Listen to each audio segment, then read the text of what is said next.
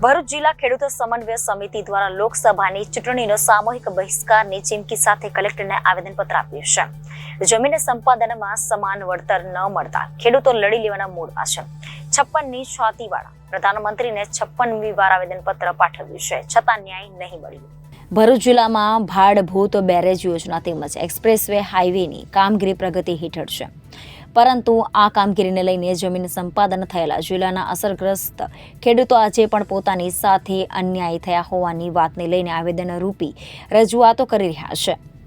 આજ રોજ ભરૂચ જિલ્લા ખેડૂત સમન્વય સમિતિના નેજા હેઠળ મોટી સંખ્યામાં ખેડૂતો જિલ્લા કલેક્ટર કચેરી ખાતે ભેગા થયા હતા। ખેડૂતોએ જણાવ્યું હતું કે ભાડભૂત બેરેજ યોજના અને એક્સપ્રેસ હાઈવેમાં જમીન સંપાદન થયેલા જમીન મામલે NHAIએ ખેડૂતો સાથે વાતચીત થયેલ વળતર આપ્યું નથી અને આ મામલો કોર્ટ હવાલે કર્યો છે। જમીન સંપાદનના વિવિધ પ્રશ્નોને લઈને આજે ખેડૂતોએ કલેક્ટર કચેરીએ ગજવી હતી, જ્યાં ખેડૂતે થાળીઓ ખખડાવી નીચે બેસી જઈ ભારે સૂત્રોચ્ચાર સાથે રામધૂન પણ બોલાવી હતી। ખેડૂત આગેવાનોએ જિલ્લા કલેક્ટરને આવેદનપત્ર પાઠવી તેઓની માંગણી વહેલી તકે નહીં સંતોષવામાં આવે તો આગામી લોકસભા 2024ની ચૂંટણીનો સામૂહિક બહિષ્કાર કરવા અંગેની ચીમકી પણ ઉચ્ચારી હતી। જી, મારું નામ અઝીમા છે। હું જૂના દીવા ગામની રહેવાસી છું। જો અગર ભરૂચ જિલ્લાને વળતર ચૂકવવામાં નથી આવી રહ્યું, લગભગ 52 વખત અમે આવેદનપત્ર આપી ચૂક્યા છે। હવે જો નહીં અમારી અવાજ નહીં સાંભળવામાં આવે તો અમે ચૂંટણીનો બહિષ્કાર કરીશું। ભરૂચ જિલ્લો અનાથ થઈ ચૂક્યો છે। ભરૂચ જિલ્લામાં કોઈ જનપ્રતિનિધિ અમારું સાંભળવા તૈયાર નથી। તમારી શું માંગ છે? અમારી એ માંગ છે કે સુરત જિલ્લા અને નવસારી જિલ્લાને જો આ રીતનું વળતર ચૂકવવામાં આવે તો ભરૂચ જિલ્લાને કેમ નહીં? શું ભરૂચ જિલ્લો ગુજરાતમાં નથી આવતો? શું ભરૂચ જિલ્લો ભારતમાં નથી આવતો? દરેક નેતાને, દરેક જનપ્રતિનિધિને અમે ઘણીવાર 4 વર્ષથી આ જ કામ કરી રહ્યા છે, પરંતુ હજુ સુધી અમારું નિવારણ આવી રહ્યું નથી। શું કહે છે નેતાઓ? થઈ જશે, લગભગ 15 દિવસમાં થશે, મહિનામાં થશે। વિધાનસભાનું ઇલેક્શન પતી ગયું, હવે લોકસભાનું ઇલેક્શન આવી રહ્યું છે, તો દરેક ખેડૂત સમાજ આ વખતે લોકસભાની ચૂંટણીનો બહિષ્કાર કરીશું। તાલુકા આમોદ જિલ્લે ભરૂચના 460 નેશનલ હાઈવેમાં જમીન સંપાદન થાય છે, તેનું ક્ષેત્રફળ નેશનલ હાઈવે દ્વારા 990નું બતાવવામાં આવેલું છે। ખરેખર સ્થળ પર 6 ગુંઠા વધારે જમીન સંપાદન થાય છે, તેનો વાંધો લેતા ખેડૂતે જ પ્રમાણપત્ર રજૂ કરવું પડે છે। પ્રમાણપત્ર જમીન દફતર ખાતા મારફત રજૂ કરવા છતાં આજ દિન સુધી 6 ગુંઠાના પૈસા મળતા નથી। કાયદો હાથમાં લઈ હાઈવે નાખી દીધેલો છે, ઉપયોગમાં પણ લેવામાં આવેલો છે, આજ દિન સુધી અમને નાણાં 6 ગુંઠાના મળતા નથી। તાત્કાલિક મળે એવો માગણી છે, અથવા તો અમારી જમીન એ 6 ગુંઠા છૂટી કરે, આવું અમારું ખેડૂતનું કહેવું છે। અમને ન્યાય અપાવો। મીડિયાને અમે વિનંતી કરીએ છીએ કે આપ આ રજૂ કરી અમને ન્યાય અપાવો, એ જ અમારી માંગણી છે। આ અંગે તમે અનેકવાર રજૂઆત આ બાબતે ઓછામાં ઓછી 60 વખત જમીન સંપાદન અધિકારી, કલેક્ટરશ્રી, NH હાઈવેના મુખ્ય ઇજનેર અધિક્ષકોને રજૂઆત કરી છે। સુરત, ભરૂચ અને ગોધરા મુકામે 60 વખત ધક્કા ખાયા છે, છતાંય કોઈ નિરાકરણ આવતું નથી। ફક્ત હવે લોલીપોપ આપ્યો છે કે તમારી જમીન સંપાદન કરવામાં આવશે, એની કાર્યવાહી ગેજેટમાં પ્રસિદ્ધિ કરવામાં ચાલુ છે, ક્યારની ચાલુ કરી છે એ કોઈ વાત સાંભળતા નથી। તમારી માંગણી જો હવે નહીં સ્વીકારે તો હવે આગળનું સ્ટેપ તમારું શું રહેશે? માંગણી નહીં સ્વીકારવામાં આવે તો 15 દિવસ પછી અમે અમારી જગ્યાની અંદર બાંધકામ કરી દઈશું અને હાઈવેમાં રોકાણ કરીશું। સરકાર કાયદો લેશે તો જેલમાં બેસવા તૈયાર રહીશું। સુભાષભાઈ બૈલાલભાઈ પટેલ, માતર ગામનો વતની છું, તાલુકો આમોદ, જિલ્લો ભરૂચ। આજે અમે કલેક્ટર કચેરી ભરૂચ ખાતે એટલે આવેદનપત્ર આપવા માટે આવ્યા છે, કારણ કે આપણા યશસ્વી વડાપ્રધાન 56ની છાતીવાળા છે એવું વારંવાર મીડિયા સમક્ષ બી આવ્યું છે, મીડિયા પણ કહે છે। તો આજે અમે એમને 56મું આવેદનપત્ર માટે આપવા માટે આવ્યા છીએ। અમને 55 આવેદનપત્રના એક બી જવાબ ભરૂચ કલેક્ટર કચેરીમાંથી મળ્યા નથી, એટલે આ 56મું આવેદનપત્ર અમે અમારા મુખ્યમંત્રી અને વડાપ્રધાનને આપવા માંગીએ છીએ।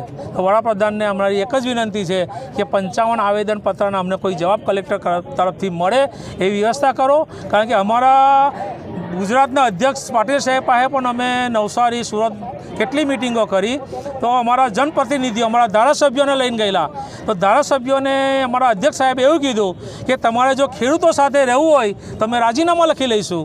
અમારો એક જનપ્રતિનિધિ બોલ્યો નથી.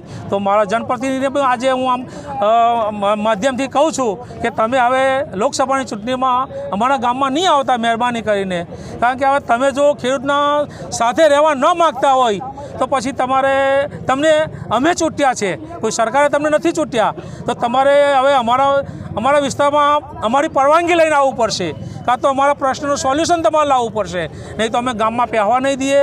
મહેરબાની કરીને કોઈ અપમાન ન થાય એટલા માટે દરેક ગામની પરવાનગી લઈને ગામમાં પ્રવેશ કરજો ને અમારા પ્રશ્નનો નિકાલ કરજો, નહીં તો અમે સંપૂર્ણ લોકસભાની ચૂંટણીનો બહિષ્કાર કરવાના છીએ ને ગામે ગામ ફરી સિટીમાં બી અમારા સંબંધીઓ રહે છે એમને પણ અમે કહેવાના છે કે ખેડૂતને એક સપોર્ટ કરો. તમે બી ખેડૂતના દીકરા જ છો, તો એક સપોર્ટ કરી ને ખેડૂતને આલમમાં એક ઉજાસ લાવો એવી અમારી માંગણી છે. જય જવાન જય કિસાન. કેવું આવ્યા? હિરેન ભટ્ટ, ખેડૂત સમન્વય સમિતિ, ભાળભૂત બેરેજ.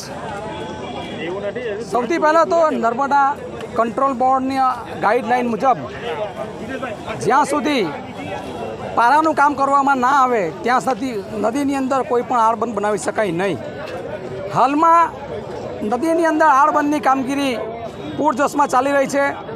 લાસ્ટ ટાઈમ જ્યારે એક હોનારત થઈ અને અંકલેશ્વરમાં પૂર આવ્યું એની સાથે એ આળબંધની અંદર 400 મીટરનું કામ ત્યારે બંધ થઈ ગયું હતું. એને કારણે જે નર્મદા નદીના પાણી છે એ પૂરના રોકાણને કારણે અમારી 250 વીઘા જમીનનું ધોવાણ કર્યું. હાલમાં પણ એ પારાનું કામ 800 મીટર સુધી, આળબંધનું કામ 800 મીટર સુધી પહોંચી ગયું છે, જેને કારણે આવતા વર્ષે જો પૂર આવશે તો અમારી હજારો વીઘા જમીનનું ધોવાણ થશે અને અંકલેશ્વર સુધી જે પાણી ગયું છે એ પાનોલી પહોંચશે. તો આ જે નુકસાન થયું છે એ નુકસાનના માટે જવાબદાર કોણ? સૌથી પહેલાં પારાનું કામ કરવાનું હતું, એની જગ્યાએ આળબંધનું કામ કરવાની પરમિશન કોણે આપી? અમે સરકારશ્રીને એક જ નિવેદન કરીએ છીએ કે સૌથી પહેલાં તમે વહેલામાં વહેલી તકે જે નદીની અંદર જે આળબંધનું કામ કરી રહ્યા છો એને બંધ કરો અને વહેલામાં વહેલી તકે સાઈડના પારાનું કામ સૌથી પહેલાં ચાલુ કરો. બીજી વાત કે આ જે નુકસાન થયું છે, હાલમાં પણ અમે ન્યૂઝપેપરમાં વાંચ્યું છે કે 1200 કરોડ રૂપિયાનું નુકસાન ભાળભૂત બેરેજ યોજના વિલંબમાં પડવાથી થયું છે. જો આ પૈસા ખેડૂતોને આપી દેવામાં આવ્યા હતા તો અત્યારે પૂર્ણ થઈ જતા ને.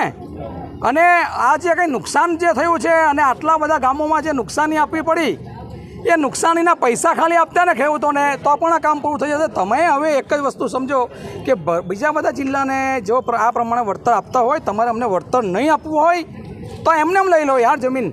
પણ અમે આજે 55 વખત આવેદનપત્રો અલગ અલગ રીતે આવી, પણ આજે 56મી વખત અહીંયા આવેદનપત્રો આપવા આવ્યા છે. તો શું ભરૂચ જિલ્લાના ખેડૂતો સાથે જ કેમ આવવો અન્યાય? અને આળબંધનું કામ બંધ કરો અને બંધ કરી અને સૌથી પહેલાં પાળાનું કામ કરો, નહીં તો અમારી જે બાકી રહેલી જમીન છે એ પણ સંપૂર્ણ ધોવાઈ જશે. Reporter Viral Gohil, Janadesh news, Bharuch.